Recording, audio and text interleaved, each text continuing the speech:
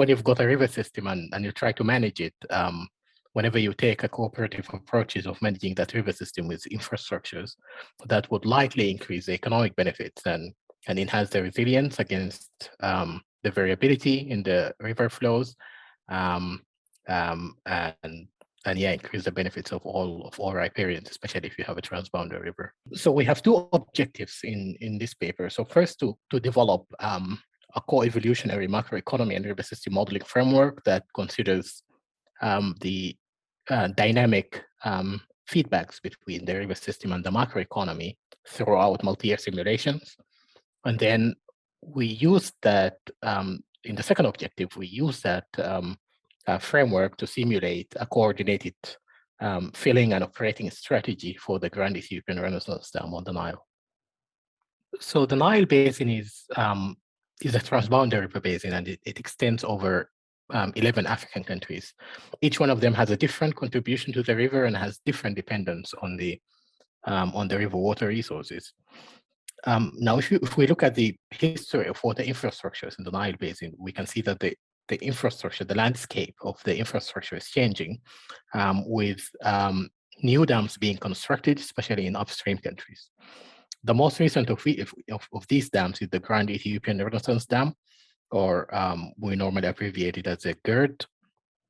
And when this dam is completed, it's currently under construction, but when it's completed, it will be the largest hydropower facility in Africa and will generate on average around 14 terawatt hour per year, and will have a reservoir capable of storing 1.5 times the average flow of the river, which will mean there will be significant changes to the variability of the river flow, both within the year and from one year to another.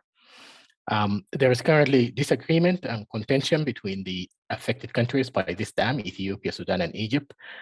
So there's been negotiations going on for over 10 years, and there is still no agreement. But generally, if we look at the issue of fresh water and electricity, we can see that these two resources are necessary inputs to a lot of economic activities, and they kind of influence the development and well-being of societies.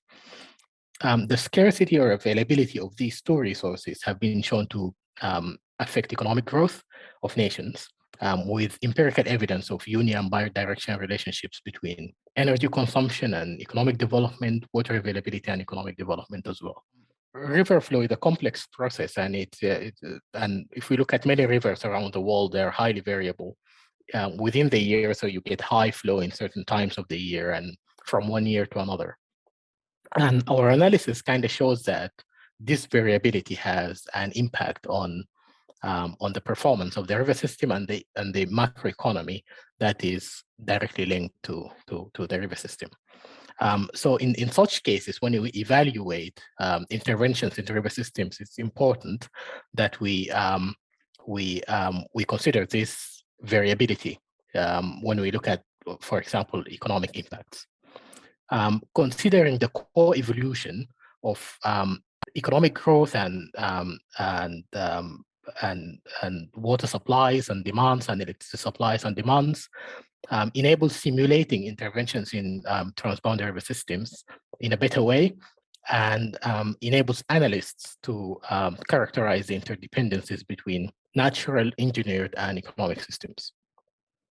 Now, this multi-sector dynamic analysis should be complemented with an assessment of the environmental impacts. So if we look at GDP, employment, or sectoral outputs, they don't really consider the environmental impact. So that needs to be considered as well.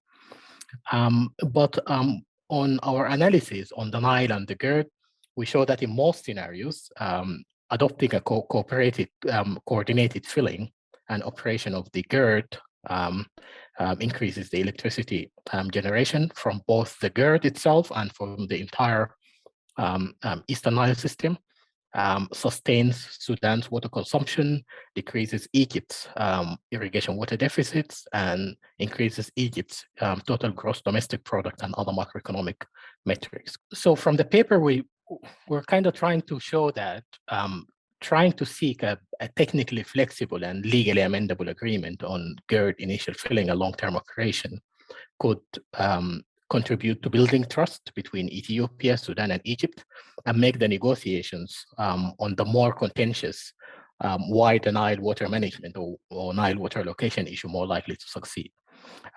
The coordinated strategy described in this paper could be a positive step on this negotiation pathway and could help foster a spirit of neighbors looking out for each other. The goal of the Future Dams project is to develop approaches, methods, and tools to help make more strategic infrastructure investment and management decisions. The Nile is an excellent case in point.